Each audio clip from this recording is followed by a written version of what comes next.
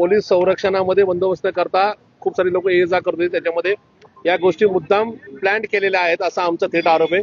याच्यामध्ये सदर जी लोक पकडली गेली त्याच्यामध्ये त्यांच्याकडे काहीच सापडलेलं नव्हतं, हे मुद्दाम त्यांना गवण्याचा प्रकार केला जातोय। आणि त्याच्यामध्ये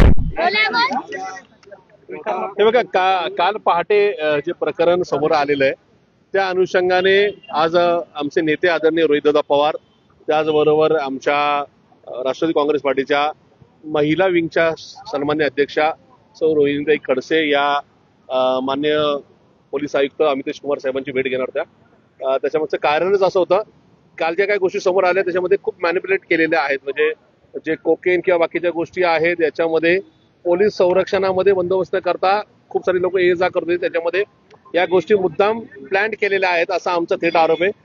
आता isakal.com आहे देशातील नंबर 1 ची मराठी न्यूज वेबसाईट। प्रत्येक अपडेटसाठी isakal.com ला नक्की भेट द्या।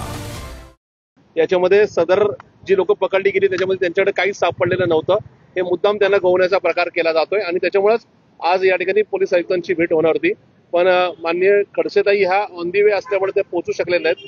त्याच्यामुळे माननीय रोहितदादांनी ही भेट आता थोडी पुढे ढकलली आहे।